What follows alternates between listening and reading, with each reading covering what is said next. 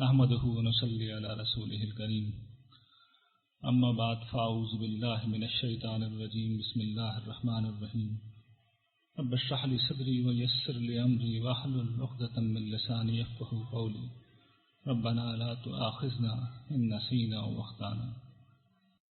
ہم نے سورہ بقرہ کی تمہید کو پڑھ لیا تھا، جس میں ہدایت سے متعلق کچھ اصولی باتیں بیان کی گئی تھی۔ اب اللہ تعالیٰ بھی ان لوگوں سے مخاطب ہو رہے ہیں جن کے لیے یہ صورت براہ راست اتری ہے، یعنی معاملہ یہ ہے کہ رسول اللہ صلی اللہ علیہ وسلم مبعوث ہو چکے ہیں، اس لیے ایک امت موجود ہے جس کو ہم نے سورہ فاتحہ میں دیکھ لیا کہ مغضوب علیہم تھے وہ لوگ۔ تو ان مغضوب علیہم یعنی جن پہ اللہ کا غضب ہوا ہے، ان پہ فرد قرارداد جرم عائد کر کے انہیں منصب امامت سے فارغ کیا جا رہا ہے۔ تو یہ چارٹ شیٹ ہے جو اب انہیں ملنی شروع ہوئی۔ اس سے پہلے اللہ تعالیٰ نے انڈائریکٹلی ان کے شر کو بیان کیا تھا، اب ڈائریکٹلی انہیں ایڈریس کر لیا ہے۔ یہ پہلا حصہ یہود پر اتمام حجت، یعنی اتمام حجت کا مطلب یہی ہے کہ ان کے جو مسائل تھے ان کو آخری درجے میں اللہ تعالیٰ نے واضح کر دیا تھا۔ اس حصے کا جو 40 سے 121 آیت ہے، اس کی ایک مختصر سی تمہید ہے جس میں اللہ تعالیٰ نے بنی اسرائیل کو بہت سافٹلی ایڈریس کر کے دعوت وفا اور دعوت ایمان دی ہے، اور اس میں انہیں یاد دلایا گیا ہے کہ بنی اسرائیل میری اس نعمت کو یاد کرو جو میں نے تم پہ کی، اور میرے عہد کو پورا کرو، میں تمہارے عہد کو پورا کروں گا اور مجھ ہی سے ڈرو، اور جو کتاب میں نے نازل کی ہے جو اس کا مصداق ہے جو تمہارے پاس ہے، یعنی ان پیشگوئیوں کا مصداق ہے جو تورات میں موجود ہیں، اس کا مصداق بن کے آئی ہے، اس پہ ایمان لے آؤ، اور دیکھو تم سب سے پہلے ہی اس کا انکار کرنے والے نہ بنو، اور میری آیات کو بہت حقیر قیمت کا بس مت بیچو اور مجھ ہی سے ڈرو۔ بہت سافٹلی اللہ تعالیٰ نے انہیں ان 6-7 آیتوں میں سمجھایا ہے۔ اس کے بعد لب و لہجہ اللہ تعالیٰ کا بدلتا ہے اور بہت سختی کے ساتھ انہیں ایڈریس کرنا شروع کیا جاتا ہے، اور پھر اس حصے میں آپ یہ دیکھیں گے کہ 3 نوعیت سے ان پہ چارج شیٹ عائد کی گئی ہے۔ پہلی چیز، وہ اپنے آپ کو اللہ کی محبوب قوم سمجھتے تھے، اور اللہ تعالیٰ نے یہ واضح کیا ہے کہ وہ در حقیقت کیا تھے۔ محبوب قوم ہونے کی غلط فہمی انہیں کیسے ہوئی تھی؟ وہ اس طریقے سے ہوئی تھی کہ انہوں نے اپنی تاریخ میں ہمیشہ اپنے اوپر اللہ تعالیٰ کے بے پناہ انعامات، بے پناہ کرم نوازیاں دیکھی تھیں۔ تو اللہ تعالیٰ نے ان آیات میں اب یہ بتا رہے ہیں، آیات نمبر 47 سے لے کر آیت نمبر 62 تک میں، کہ ٹھیک ہے میں نے نعمتیں کی تھی، میں نے تمہیں جہانوں پہ فضیلت دی تھی، تم پہ بڑے احسان کیے تھے، فرعون سے نجات دی، تم پہ میں نے من و سلوہ اتارا، تمہیں پہ میں نے کتاب نازل کی، تم پہ میں نے اور بہت سے انعامات کی، بادل تمہارے اوپر میں نے سایہ کر دیے تاکہ تم دھوپ سے بچ سکو، لیکن جب تم نے کسی جرم کا ارتکاب کیا تو میں نے تمہیں سختی کے ساتھ اسی وقت بڑی شدید سزا بھی دی ہے۔ مثال کے طور پر جب موسیٰ علیہ السلام تورات لینے کے لیے گئے تو انہوں نے اس وقت بچڑے کو معبود بنا دیا، تو اللہ تعالیٰ نے بالکل حکم دیا حضرت موسیٰ علیہ السلام کو کہ اب آپ اپنی قوم کے ان سارے لوگوں کو مار ڈالیے جنہوں نے اس جرم کا ارتکاب کیا تھا، چنانچہ ان کو اسی وقت ہلاک کر دیا گیا۔ جب انہوں نے اللہ تعالیٰ کو کھلا ہوا یعنی علانیہ دیکھنے کی فرمائش کی تو اللہ تعالیٰ نے اس پہ بھی ان کو زبردست طریقے سے جھڑکا، اور یہ سب اسی وقت موت کی بے ہوشی میں چلے گئے۔ پھر جب انہوں نے ایک بستی میں داخلے کے وقت انہیں استغفار کا حکم دیا گیا تھا، اس حکم کی انہوں نے خلاف ورزی کی، اور بجائے اس کے وہاں پہ تکبرانہ انداز میں داخل ہوئے، مشرک عورتوں کے ساتھ زنا کیا، ان کی مشرکانہ رسوم میں شریک ہوئے، تو ایک وبا بھیجی گئی اور ایک ہی دن میں ان کے ہزاروں لوگ مارے گئے۔ تو اللہ تعالیٰ نے بتایا ہے، بار بار مختلف حوالوں سے بتایا ہے کہ میری رشتہ داری نہیں ہے، تم سمجھتے ہو کہ تم نحن ابناء اللہ و احباؤہ، اللہ کے بیٹوں کی طرح ہیں اور اس کے چہیتے ہیں، میرے ساتھ کوئی رشتہ داری نہیں ہوتی، میرا معاملہ تو میرٹ پہ، اور میرٹ یہ ہے کوئی بھی گروہ ہو، یہودی ہو، عیسائی ہو، نصرانی ہو، جو ایمان لایا اللہ پر، یوم آخرت پر عمل صالح کرے گا، اصل میں میرا رحمتوں کا حقدار وہ ہوگا۔ تو اس غلط فہمی کو دل سے نکال دو کہ تم میری انعام یافتہ قوم ہو۔ جو کچھ بھی ہوا تھا ایک معاہدے کے تحت ہوا تھا، اور وہ معاہدہ سورہ ابراہیم میں آ جائے گا، وہ یہ تھا کہ ان شکرتم لَأَزِيدَنَّكُمْ، تم شکر کرو گے تو میں بڑھاؤں گا، نعمتوں کو بڑھاؤں گا. وَلَئِن كَفَرْتُمْ إِنَّ عَذَابِي شَدِيدٌ، تم کفر کرو گے تو پھر میرا عذاب بڑا شدید ہے. دوسری چارٹ شیٹ، اپنے آپ کو نجات یافتہ سمجھتے تھے، اور الحمدللہ پہلی چیز بھی ہم میں نہیں تھی، دوسری بھی ہم میں نہیں ہے. یعنی ہمیں کوئی غلط فہمی نہیں ہے کہ ہم دنیا بھر سے افضل ہیں، اور ہمیں یہ غلط فہمی بھی نہیں ہے کہ ہم بخشائے ہیں. آپ تو سب جانتے ہیں ہم بہت یہودیوں سے تو بہت الحمدللہ بہتر ہیں. لیکن پھر بھی اگر کوئی ایسی چیز نظر آئے اپنے اندر تو ذرا غور سے دیکھیے گا اللہ تعالیٰ تبصرہ کیا کر رہے ہیں. نجات یافتہ گروہ سمجھتے تھے اپنے آپ کو، تو اللہ تعالیٰ یہ بتاتے ہیں نجات اگر ہوگی تو اطاعت سے ہوگی. اور تمہاری تاریخ یہ رہی ہے کہ تم نے بار بار نافرمانی کی ہے. ہم نے تمہیں طور پر تم سے عہد لیا تھا، تورات تمہیں دی تھی، تم نے اس سے منہ پھیرا. سب کے معاملے میں تمہارے جو ایک گروپ تھا اس کا تم نے رویہ دیکھا، ان کو ہم نے کس طریقے سے پھٹکار ان پہ بھیجی اور انہیں بندر بنا دیا. اسی طریقے سے جب تمہیں گائے کے ذبح کرنے کا حکم دیا گیا تو اس میں بھی تم نے بڑی مین میخ نکالی تھی، بمشکل تمام یہ کام کیا، ورنہ تم کرنے والے نہیں تھے یہ. اور پھر اس کے بعد تم یہ کرتے رہے اور تمہارے دل اس طرح سخت ہو چکے ہیں کہ تم اب ہمارا رسول جب تمہارے پاس آیا ہے تب بھی تمہاری وہی حرکتیں جاری ہیں. تم کتاب الہی کے اندر تحریف کرتے ہو، یعنی جانتے بوجھتے ہر چیز کو سمجھنے کے بعد کلام الہی میں تحریف کرتے ہو، اور مسلمانوں کے ساتھ دھوکہ کرتے ہو. ان کے پاس جاتے ہو تو کہتے ہو کہ ہم مسلمان ہیں، اور جب اپنے لوگوں میں آتے ہو تو پھر وہی اپنے شیاطین کے پاس آ کے کہتے ہیں کہ بھئی تم نے اپنے عوام الناس کو، ان کے علماء کہتے تھے، تم مسلمانوں کو جا کے کیوں یہ باتیں بتا رہے ہو. یہ ان کا رویہ تھا. ان میں ان کے عوام الناس کا معاملہ یہ تھا کہ وہ کتاب الہی کو اپنی خواہشات کا سمجھتے تھے کہ ایک ذریعہ ہے، اور اسی طریقے سے ان کے علماء کا معاملہ یہ تھا کہ اپنے ہاتھ سے وہ شریعت تخلیق کرتے تھے، خود لکھتے تھے فتوے، اور یہ کہتے تھے یہ اللہ کا کلام ہے. تو یہ جن لوگوں کا رویہ ہو وہ نجات یافتہ کیسے ہو سکتے ہیں؟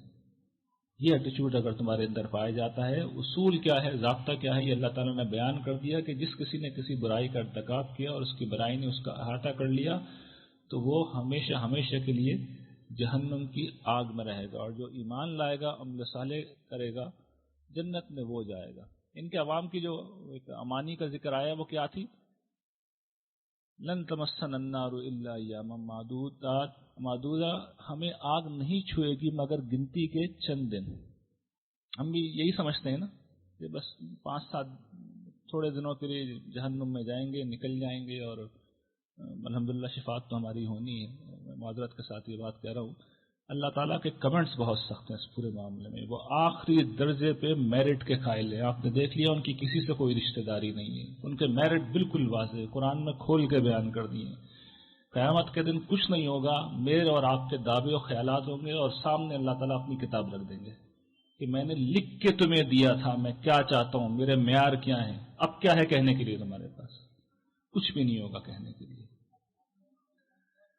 دینداری کے بڑے دعوے تھے ان کے، یہ ان کا تیسرا پہلو واضح کیا اللہ تعالیٰ نے. تو اللہ تعالیٰ یہ کہتے ہیں کہ تم دیکھو تو صحیح تم نے کیا کیا اپنی تاریخ میں. تم سے عہد لیا گیا تھا وفاداری کا کہ میری عبادت کرو گے اور رشتہ داروں، والدین، سب کے ساتھ حسن سلوک کرو گے.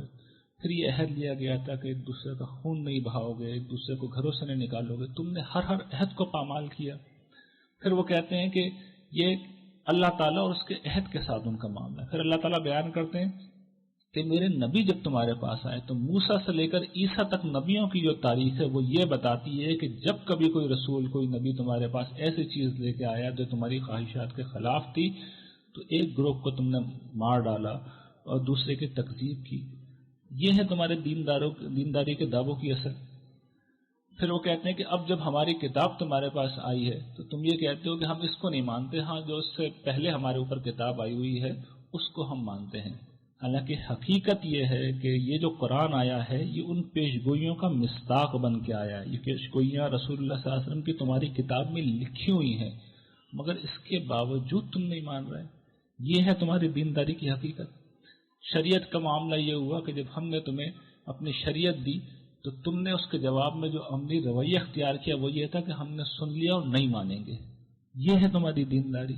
آخرت کا معاملہ یہ ہے کہ تم یہ کہتے ہو ہمارے لیے ہے آخرت کا گھر، اور کوئی تو جنت میں جائے گا نہیں، ہم مسلمان، معاف کیجیے گا مسلمان غلطی سے نکل گیا، ہم یہودی ہی جنت میں جائیں گے، باقی کوئی جائے گا ہی نہیں. تو اللہ تعالیٰ کہتے ہیں اتنے اگر تم جنت کے تم ہمارے لیے ہے خالص تو موت کی تمنا کرو، یہ ہرگز نہیں کریں گے. اور مشرکوں سے بھی زیادہ یہ دنیا پرست ہیں، ان میں سے ہر شخص یہ چاہتا ہے کہ 1000 برس اس کی عمر ہو. یہ ہے تمہاری دینداری. تم جبریل امین کے دشمن ہو گئے ہو اس لیے کہ انہوں نے محمد صلی اللہ علیہ وسلم پہ کلام اتارا ہے. یہ ہے تمہاری دینداری.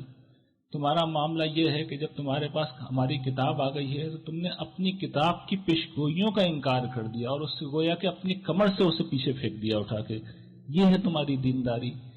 ہمارا نبی تمہارے پاس آیا ہے، اس کی بات چھوڑ کے تم اس جادو ٹونے کے پیچھے لگ گئے ہو جو شیاطین پڑھا کرتے تھے، اور وہ جو علم ایک بابل کے اندر ہاروت ماروت سکھاتے تھے اس کے پیچھے لگ گئے ہو.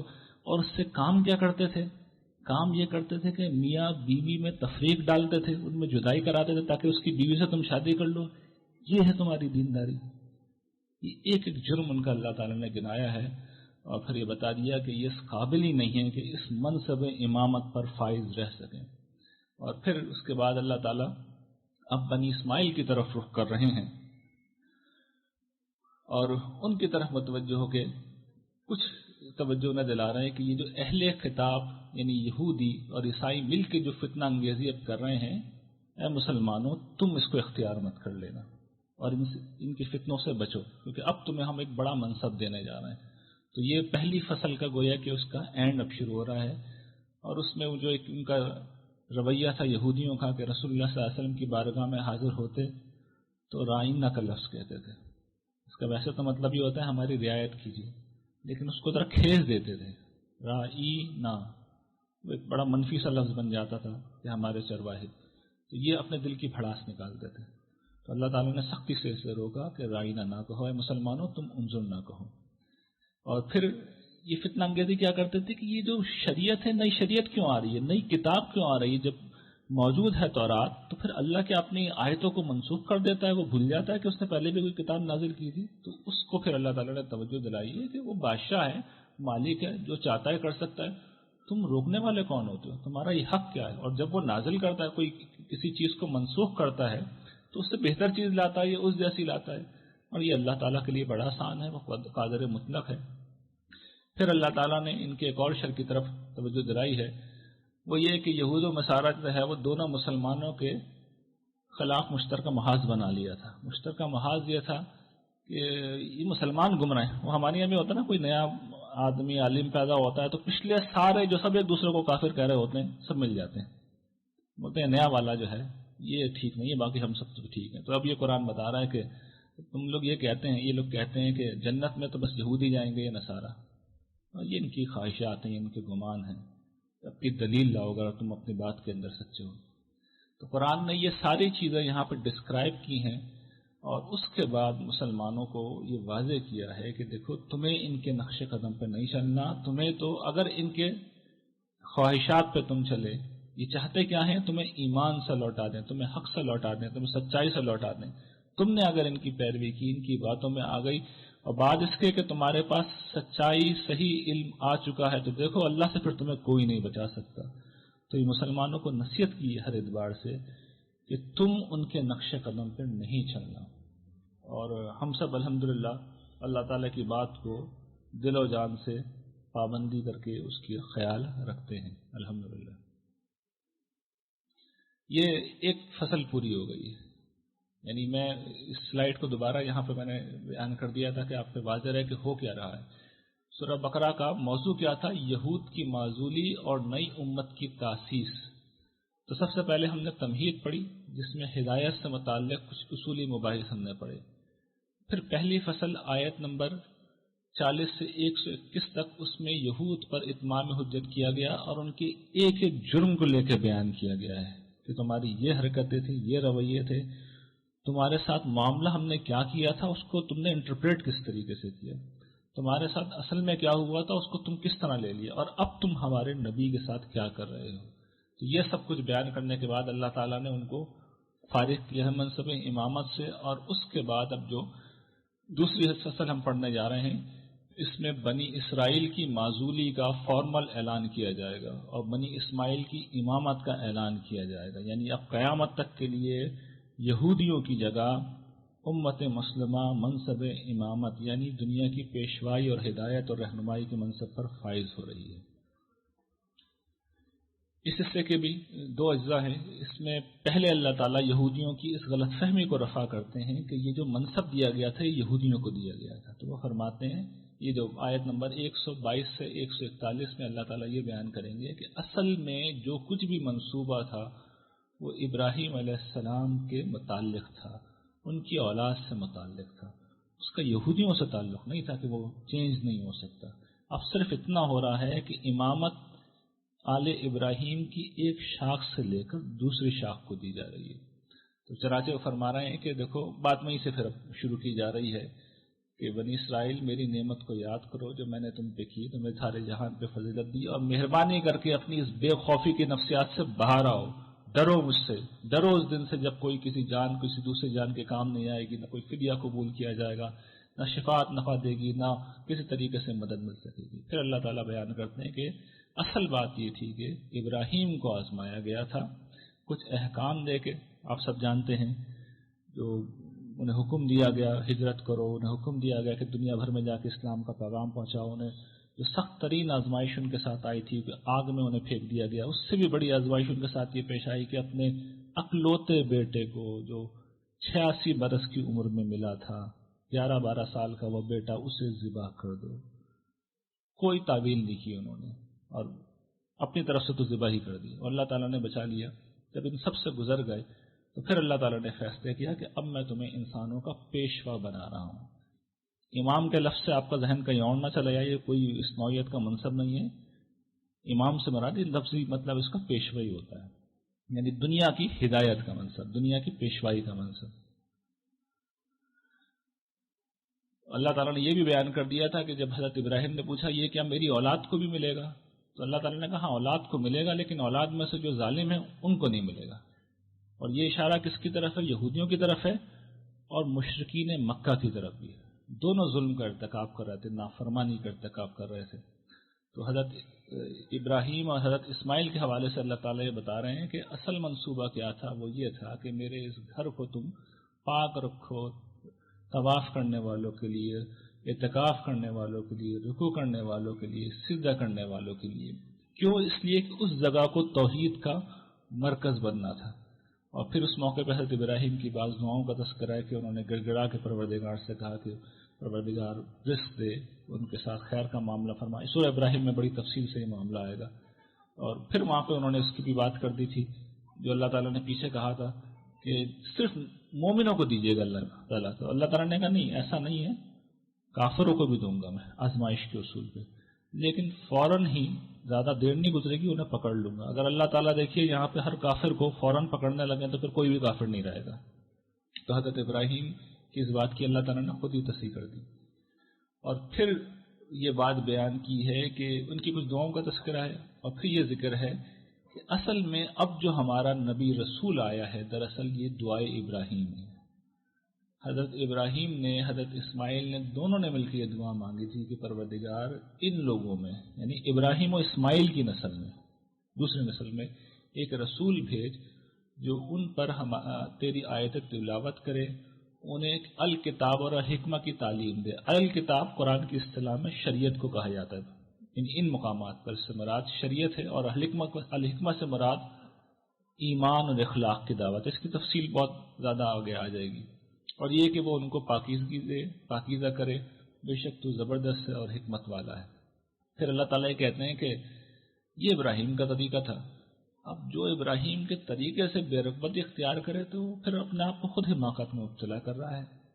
ابراہیم کا طریقہ اختیار کر لو۔ طریقہ کیا ہے؟ وہ طریقہ یہ ہے کہ اپنے آپ کو اپنے رب کے حوالے کر دو، جو اس کا حکم ہو اس کو مان لو، سر تسلیم خم کر دو، جو حضرت ابراہیم نے کیا تھا۔ اور یہی انہوں نے، اسی کی نصیحت انہوں نے اپنی اولاد کو کی تھی، یعقوب علیہ السلام کو کی تھی، اور یعقوب علیہ السلام نے بھی یہی کچھ اپنی اولاد کو کہا تھا۔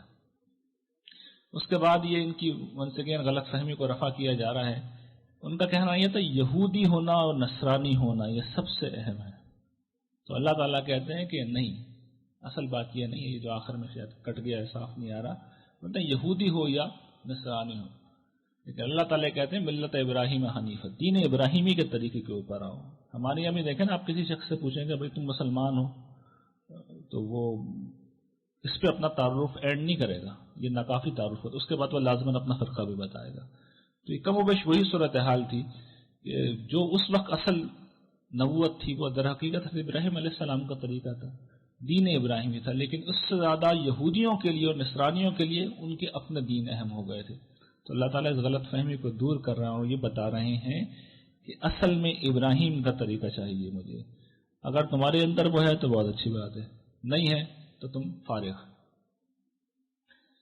اور پھر یہ آخر میں اب اللہ تعالیٰ واضح کر رہے ہیں کہ یہ جو تم کہتے ہو کہ جنت میں جو ہے صرف یہودی اور نصرانی جائیں گے، تو یہ بتاؤ کہ یہ جو ابراہیم تھے، اسماعیل تھے، اسحاق تھے، یعقوب تھے، یا ان کی جو اولادیں تھیں، ان میں سے کون یہودی تھا اور کون نصرانی تھا؟ کوئی بھی نہیں تھا. یہ کامن سینس کا اللہ تعالیٰ نے، یہ ایسا ہی ہے جیسے آج ہم پوچھیں کہ بھئی رسول اللہ صلی اللہ علیہ وسلم کا تعلق اور صحابہ کرام کا تعلق کس فرقے سے تھا، تو وہ کچھ سوال کا کوئی جواب ہی نہیں ہوگا. تو اللہ تعالیٰ کہتے ہیں کہ دیکھو اس سے بڑھ کر ظالم کون ہوگا جو اللہ کی اس شہادت کو چھپائے جو اس کے پاس ہے، اور اللہ ہرگز بھی ان چیزوں سے غافل نہیں ہے جو تم کر رہے ہو. یعنی یہودیوں کو سب معلوم تھا. قرآن نے جو بار بار بات کہی نا، اپنی کتابوں میں لکھا ہوا پاتے تھے، نام تک لکھا ہوا تھا رسول اللہ صلی اللہ علیہ وسلم کا. آگے قرآن بیان کیے گا جیسے اپنے بیٹوں کو جانتے ہیں ایسے جانتے تھے. اس کے باوجود انہوں نے ان سارے جرائم کا ارتکاب کیا. تو ان کو بتایا جا رہا ہے کہ اس غلط فہمی کو دور کر لو، اصل میں یہ جو کچھ بھی تھا وہ ابراہیم کی اولاد کے لیے تھا اور میرٹ پہ تھا. تم میرٹ سے ہٹ چکے ہو، تمہیں میں اب اس منصب سے فارغ کر رہا ہوں اور دوسرے حصے کو میں امامت کا فریضہ سونپ رہا ہوں. اور یہ اب دوسرا حصہ ہے وہ فصل کا، آیت 142 سے 162 تک، جس میں بتایا جا رہا ہے کہ بنی اسماعیل کو اللہ تعالیٰ نے امام بنا دیا ہے. کس طریقے سے امام بنا دیا، اس کی نشانی کیا ہے؟ یہ دوسرا جز آپ کا جو شروع ہوتا ہے وہ اسی بات کے شروع ہوتا ہے کہ اب قبلہ بدلنے والا ہے. جب بدلے گا تو یہودی پھر ایک نئی نوعیت کا اعتراض اٹھائیں گے کہ بھئی کچھ تو ہمارے ان کے درمیان کامن تھا، بیت المقدس کی طرف منہ کر کے نماز پڑھتے تھے، اب تو وہ بھی چھوڑ دیا. تو اللہ تعالیٰ کہتے ہیں ان کو کہنے دو. اصل بات یہ ہے کہ اب قبلہ بھی چینج ہوگا اور امامت بھی چینج ہوگی. چنانچہ اللہ تعالیٰ اب مخاطب ہو کے کہتے ہیں امت مسلمہ سے، صحابہ اکرام سے، بنی اسماعیل سے، کہ جس طریقے سے ہم نے پہلے یہودیوں کو بھی منصب دیا تھا، اب تمہیں ہم امت وسط بنا رہے ہیں. امت وسط کا مطلب کیا ہے؟ ادھر اللہ تعالیٰ ہیں، ادھر انسانیت ہے، بیچ میں یہ لوگ ہیں. وسط کا مطلب یہ ہے، ایک طرف اللہ تعالیٰ ہیں، دوسری طرف انسانیت ہے، بیچ میں یہ لوگ ہیں. اور آپ دیکھیے صحابہ اکرام نے یہ کام کیا. قرآن نے یہ جو آپ کے سامنے لکھا ہوا ہے نا، رسول نے ان پہ شہادت دی، اس کے بعد صحابہ کرام اٹھے ہیں اور پوری دنیا میں اسلام اصل میں انہوں نے پہنچایا ہے. تو یہ وہ منصب تھا جس کو انہوں نے پوری دیانتداری کے ساتھ ادا کیا. اللہ ان سے راضی ہو جائے، ان پہ اپنی رحمت نازل کرے. اور پھر اللہ تعالیٰ یہ بتاتے ہیں کہ بھئی اب فیصلہ ہو گیا ہے. پہلے تمہید باندھی، اور یہ کہ نبی رسول اللہ صلی اللہ علیہ وسلم بھی ایکسپیکٹ کر رہے تھے کہ یہ سب کچھ ہوگا، معلوم تھا آپ کو بھی. تو کہتے ہیں دیکھ رہے تھے تمہارے چہرے کا بار بار پلٹنا آسمان کی طرف، تو ٹھیک ہے ہم تمہیں پھیر دیتے ہیں اس قبلے کی طرف جو تم چاہتے ہو، اب تم اپنا رخ اب پھیر لو مسجد حرام کی طرف. فیصلہ ہو گیا. صحابہ کرام کو، بنی اسماعیل کو دنیا کا پیشوا بنا دیا گیا ہے، اور تمہارا قبلہ اب ہمیشہ کے لیے حرم پاک کی طرف کر دیا گیا ہے. اور پھر اس کے حوالے سے کچھ چیزیں بار بار اصرار کیا، توجہ دلائی آپ. اور یہ بڑی میں کل غور کر رہا تھا، مجھے خیال آیا مسلمانوں میں سارے اختلاف ہیں، یہ اختلاف واحد نہیں ہے کہ مسلمان سوائے کعبہ کے کسی اور طرف رخ کر کے نماز نہیں پڑھتے. اس کا سبب یہ ہے کہ 4 5 6 دفعہ اللہ تعالیٰ نے ریپیٹ کر کے اس بات کو دہرایا ہے. جہاں بھی تم ہو، جس حال میں بھی تم ہو، سفر میں نکلو، کہیں بھی نکلو، ادھر ہی رخ کر کے نماز پڑھو. اور پھر یہ بات بتا دی ہے کہ اب وہ پیشگوئی بتا دی ہے کہ وہ پیشگوئی، وہ دعا جو ابراہیم نے کی تھی، اسماعیل نے کی تھی، وہ پوری ہو گئی ہے. وہ رسول آ گیا ہے جس کے لیے دعا کی گئی تھی. اور وہ کیا کام کر رہا ہے؟ وہ تمہیں پاکیزگی دینے آیا ہے، تمہیں کتاب اور حکمت کا علم دے رہا ہے، اور جو کچھ تم نہیں جانتے تھے شریعت کے بارے میں اب سب تمہیں سکھائے گا. یعنی یہ ان کی امامت کا اعلان ہے. اور پھر انہوں نے خصوصی توجہ دلائی ہے کہ دیکھو مجھے یاد رکھو، میں تمہیں یاد رکھوں گا، شکر گزاری کا رویہ اختیار کرنا اور ناشکری مت کرنا. کم و بیش وہی الفاظ ہیں جو بنی اسرائیل سے کہے گئے تھے، اوفو بھی عہدی اوفی بھی عہدکم، میرے عہد کو پورا کرو، میں تمہارے عہد کو پورا کروں گا. پھر صحابہ کرام کو بتایا گیا کہ دیکھو اب جو تم نے جس راہ پہ قدم رکھ لیا ہے اس پہ سخت آزمائشیں آنی ہیں. یہ یہود، یہ مشرکین، یہ نصارہ تمہیں اب چھوڑیں گے نہیں. جنگ ہوگی، قتال ہوگا، بہت نقصان ہوگا، جان کا بھی، مال کا بھی، فصلوں کا بھی، ہر چیز کا نقصان ہوگا.